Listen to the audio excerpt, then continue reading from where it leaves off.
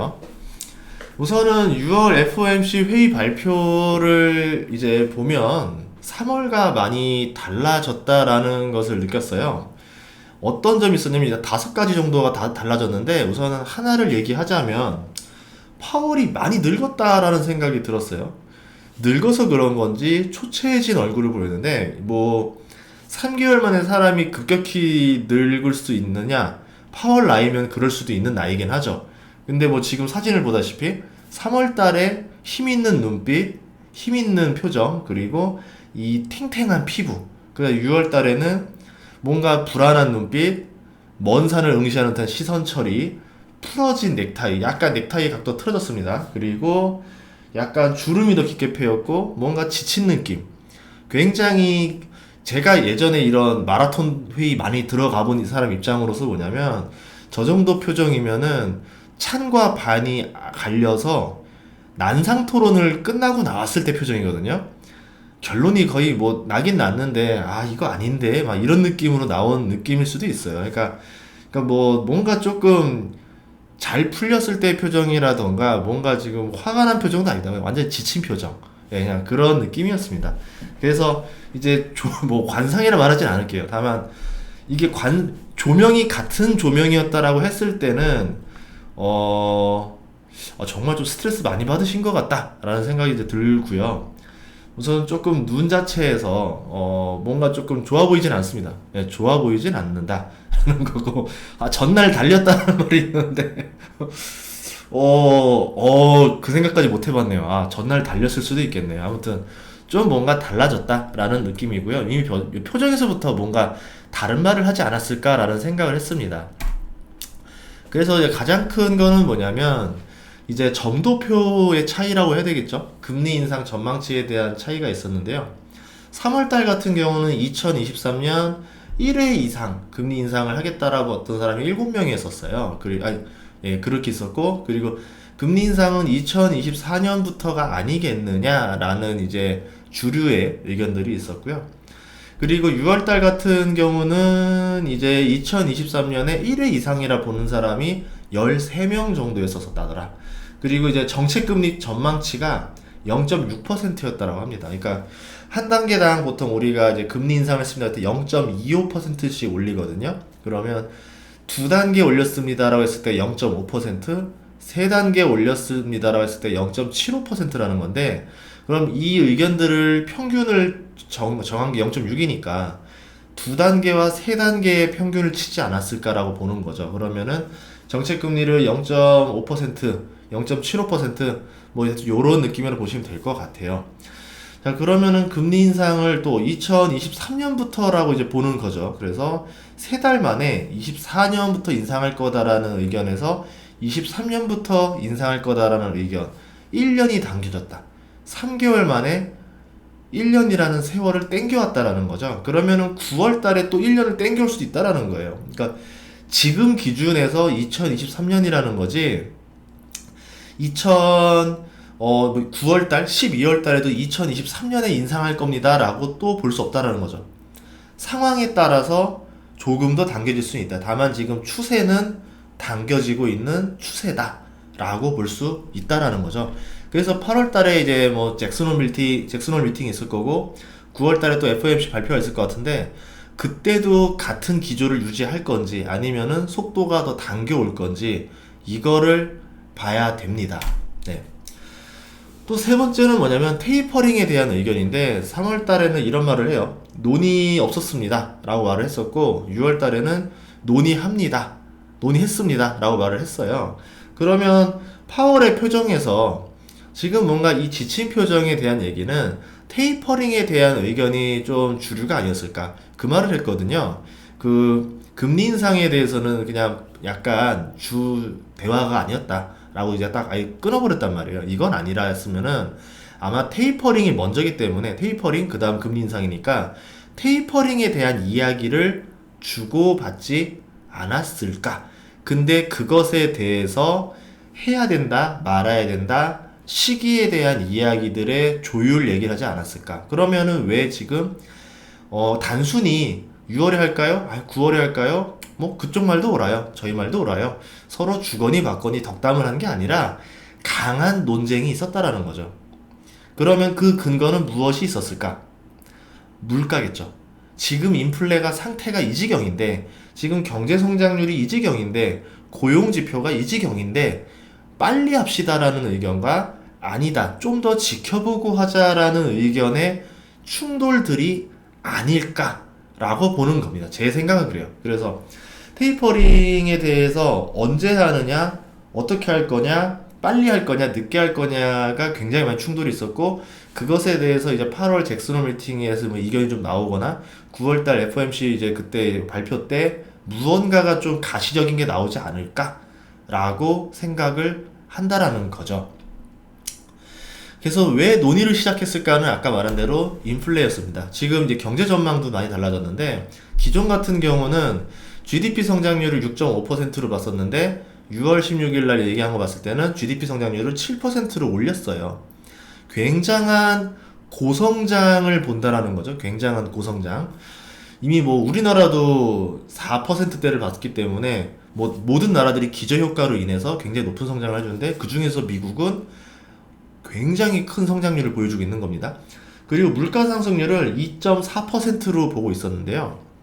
이번에 발표난 거 봤을 때 물가 상승률을 3.4%로 본다라는 거죠. 분명히 예전에 그런 말을 했었습니다. 연평균 물가 상승률을 2%까지 수용한다라는 발언을 했었어요. 그런데 이제 3%를 훌쩍 넘겨버렸죠. 3% 중반대가 됐습니다. 이제 어떻게 할 건가? 분명히 연평균 물가 상승률 2%까지는 수용한다 했잖아요. 평균이라는 단어 아에 애매모호한 표현들이 굉장히 많이 있겠지만, 이제 3%를 넘겼을 때는, 이제는 좀 뭔가 조치가 있어야 되는 거 아니겠는가라는 강한 압박으로 작용했을 것이다. 경제 전망 어쨌든 물가 그리고 경제 성장 이 두 가지를 봤을 때는 할 수밖에 없지 않았겠는가라고 보는 거고요. 인플레인데요.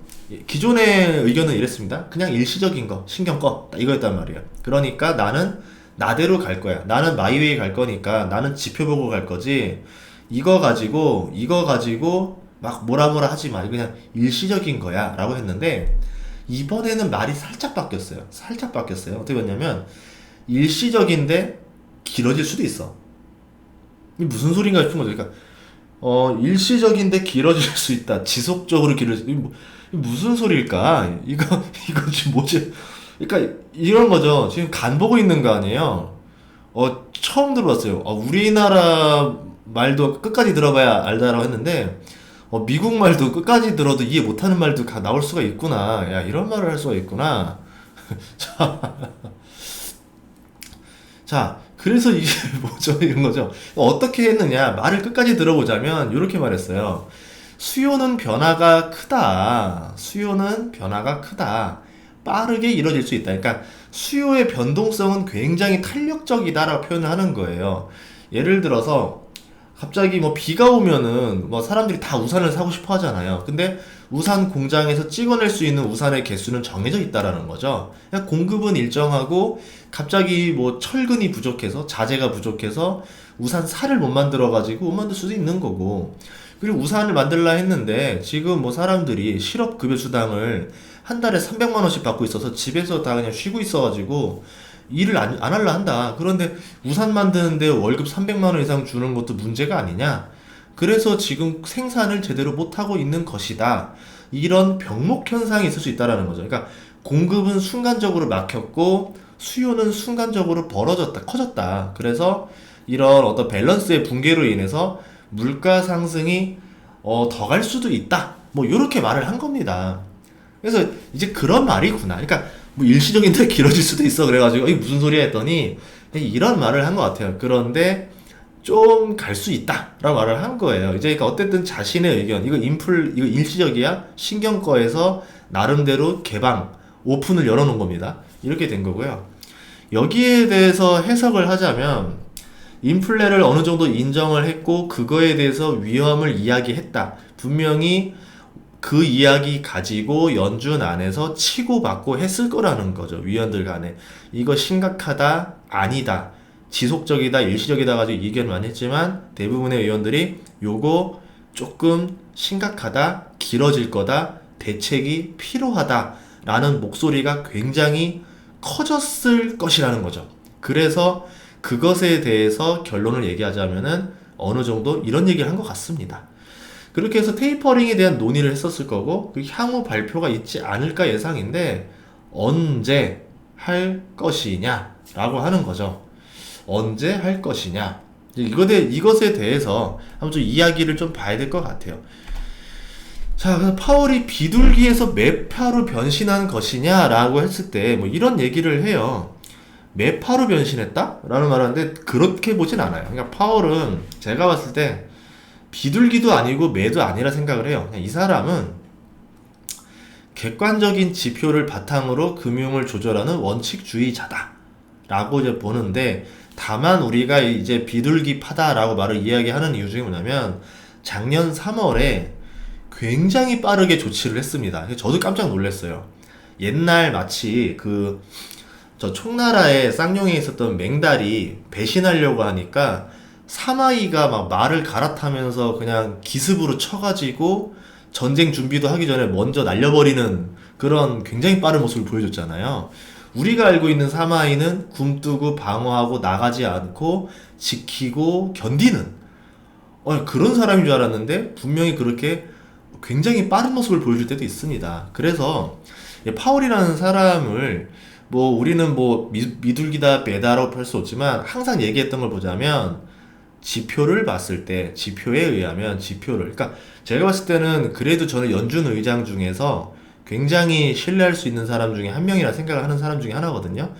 뭐 이번 거 같은 경우는 아리까리한 지표들이 많이 있었기 때문에 선제적인 조치는 없었어도 패착을 두는 일은 없을 사람이라는 거죠. 그러니까 엉뚱한 판단, 정말 잘못된 판단을 할 사람은 아니지 않을까라는 생각을 들고, 뭐 관상 얘기를 하면 안 되겠지만 그런 느낌이 납니다. 그렇게 있었어요. 그래서 있고, 치솟는 물가, 유가, 자산 가격에 대해서 선제적 조치를 한 사람은 아니에요. 다만 이거를 그냥 방치할 사람은 아니에요. 왜? 지표상 이제 위험하다, 빠르다라는 것을 계속 막 달랑달랑 했기 때문에 어떠한 무언가 나올 거다라는 거죠. 지금 매둘기라고 그랬는데 매둘기. 매부리와 비둘기의 날개를 가지고 있습니다. 닭들 아무튼 그렇고요. 자, 그렇다고 경제 회복을 꺾어버리는 행위도 하지 않을 거라는 거예요. 뭐 저의 믿음이 틀리지 않았다라고 하면은, 예를 들어서 2005년에서 2006년에 기준금리 인상 효과로 인해서 나오기도 전에 단기간에 금리를 굉장히 여러 번 올렸던 패착을 한 적이 있었습니다. 2005년, 2006년에 경기가 너무 좋았고 미국의 부동산 경기가 너무 빠르게 과열이 되니까 금리를 막 올리는 거예요. 그러다 어떻게 됐어요? 갑자기 경기가 순간적으로 2006년 여름쯤이었을 거예요. 그때부터 꺾입니다. 정점으로 꺾여 나가요. 근데 자산 과열은 그 속도를 브레이크를 못 걸고 위로 달리고, 이미 금리를 너무 빠르게 인상하는 바람에 기업들이라든가 여기는 꺾여 나가고 투자 지표들을 꺾여 나가고 밸런스가 붕괴가 되면서 서서히 이제 뭐예요? 지표들이 꺾여 나가는 시점, 딜레이를 주고 꺾여 나가는 시점인데 금리는 이미 올라 버렸고 통제가 안 되는 거죠. 그러다가 터진 게 우리가 말하는 리먼 브라더스라던가 이런 사건들이었었기 때문에 스텝 바이 스텝 기준금리 인상 한번 하고 상황 보고 그다가 좀 지켜보고 나서 효과 있네, 괜찮네, 조금만 더 스텝 바이 스텝으로 가지 않을까, 이렇게 이제 본다라는 거죠. 그래서 그렇게 가면 좋겠다라는 거고, 만약에 막 긴급하게 금리를 빠바박 올려버리면 리스크가 좀 커진다라고 봐야 될 것 같아요. 이건 증시든 부동산이든 간에. 그래서 옛날에 그 트라우마에 또 재현이 되지 않을까라는 이제 우려가 있고요. 언론에서 예상하기로는 8월달에 잭슨홀 연설에서 테이퍼링을 예고하지 않을까라고 이제 말을 하고, 아마 테이퍼링에 대한 단어에 대한 언급은 있을 것 같아요. 그리고 하겠다 안 하겠다, 언제 하겠다, 뭐 예고에 대해서는 9월 달에도 말할 수 있지 않을까, 뭐 8월에 말할 수도 있고 9월에 말할 수도 있지 않을까, 이렇게 이제 보고 있습니다. 그리고 12월 또는 내년 1월부터 테이퍼링을 해서 이제 2022년에 종료를 한다. 그리고 금리 인상은 1년도 더 남았다, 1년 반 뒤다, 2023년쯤이다 라고 이제 나온 이야기들 종합하자면 그렇게 되어 있는데, 개인적으로 예상을 하자면요. 예, 개인적인 예상을 하자면, 물론 틀릴 가능성이 높아요. 개인적이기 때문에. 원자재 상승 때도 버텼던 물가가 올해 들어서 유가 상승과 같이 맞물리니까 주체를 못 해버려요. 그냥 같이 달려버려요.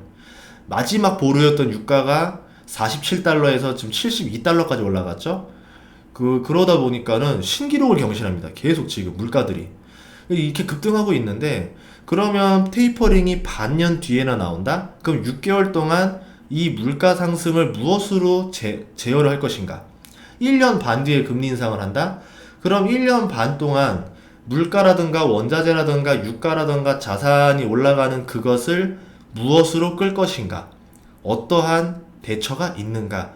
뭐 예를 들어서 여러 가지 요소들을 할 수도 있겠죠. 뭐 우리로 치면은 스트레이트 펀치를 못 날리면 잽을 몇 개 날릴 수는 있겠지만, 테이퍼링과 금리 인상을 이렇게까지 뒤로 미루면은 좀 어렵지 않을까? 만약에 물가가 내년부터 좀 안정화가 되면서 수요 공급 밸런스에 맞아가면서 좀 어느 정도 진정이 되면은 파월이 말했던 의견이 거의 다 맞을 거예요. 그런데 그렇지 못하고 통제 불능 형식으로 가버리면은 그때는 금리 인상을 더 앞당겨야 됩니다. 23년이 아니라 22년까지 땡겨와야 될 수도 있다라는 거죠. 뭐 물론 상황에 따라서 또 바뀔 수 있어요. 8월 달에 또 어떤 얘기를 하느냐, 9월에 어떤 얘기를 하느냐에 따라서 또 우리가 또 그거에 따라 수정을 해야 되겠지만, 개인적으로는 이제 그렇게 예상을 하고 있습니다. 만약에 이러지 않으면은 뭐 그래요. 아무튼 그렇습니다. 그래서 제 투자를 생각한다면은 이런 생각은 해요. 1년 반 뒤에 금리 인상이 맞다라고 하면 이 전제 조건이 있는데, 첫 번째, 경제 위기가 없어야 돼요. 미국과 중국과 유럽에서 경제 위기가 발생하지 않을 것, 1년 동안. 그리고 두 번째, 아시아와 중동에서 규모가 있는 전쟁이 발생하면 안 될 것. 예. 그리고 세 번째, 어떤 게 있을까요? 세 번째로 전제 조건 하나 더 있어야 될 것 같은데, 이상한 변수들, 그러니까 뭐 정말 예측 못할 변수들이 있단 말이에요. 그런 변수들 뭐 세 번째도 뭐 기타 등등이라고 할게요. 이게 하나만 있다라고 치면은, 그런 것만 아니라는 가정하에는 투자를 1년가량은 더 해도 되지 않을까. 최소한 올해는 더 해도 되지 않을까라고 봐요. 근데 지금 말씀하신 대로 블랙스완이 어디에서 어떤 형태로 던져질지 모르기 때문에 항상 조심을 해야 되겠죠. 2011년만 해도, 10년, 11년만 해도 경제 회복이 다 했다라 생각했었어요. 2008년을 넘어서 간다. 유가가 100달러도 넘었다. 경제 너무 좋다. 지금 뭐 괜찮다라고 했는데 갑자기 유럽에서 뻥뻥 하면서 두 방의 연타를 치는 바람에 그냥 휙 가버렸었죠. 그런 일들이 있었기 때문에 어떠한 변수가 있을지 몰라요. 그래서 항상 조심은 해야 돼요. 무조건 뭐 풀베팅, 뭐 집 팔아서 풀매수, 뭐 신용 풀매수 이런 거는 그걸 얘기하는 게 아닙니다. 항상 현금은 어느 정도 남겨두되, 그래도 지금 상황에서는 엑셀을 좀 밟아도 되지 않을까. 굳이 브레이크를 끽 밟고 멈춰야 되지는 않을 그럴 필요는 없지 않을까라고 보는 거고요. 아, 맞아요. 그거. 장성호님, 사랑님 말이 맞아요. 뭐냐면은, 솔직히 코로나 예측한 사람 없어요. 코로나 때문에 갑자기 이렇게 올 거고 전 세계로 이렇게 확대될 것이다 예상한 사람 없었을 거예요. 질병적인 문제, 2차 웨이브, 그리고 지진 같은 거. 2010년인가 11년에 있었죠? 2010년이었던 것 같은데? 11년이었나? 2010년이었죠. 관동이랬나? 일본에 쓰나미 벌어져가지고 원전에 사건 났었던 거, 그런 것들. 그런 독특한 자연재해에 가까운 그런 일들이 벌어지지 않는 한, 세 번째는 그거였습니다. 그러지만 않는 한, 뭐 지금은 어느 정도 물가 상승과 함께 인플레가 타고 올라가지 않을까. 그러면 이때는 내가 현금만 들고 있어야 될 게 아니라 어느 정도 나의 자산도 인플레라는 파도에 태워서 같이 보내야 되지 않을까. 어떠한 것들이 좋을까라는 이야기가 있었습니다. 실제로 오늘 나왔던 CNBC 뉴스에서도 그런 이야기를 하면서 물가 상승에 강력하게 파도를 탈 수 있는 주식 30가지를 오늘 기사로 냈더라고요. 여러분들도 미국 주식 하시는 분들은 그것을 같이 보시면 좋을 것 같습니다. 예, 요렇게 이제 이야기를 정리하도록 할게요.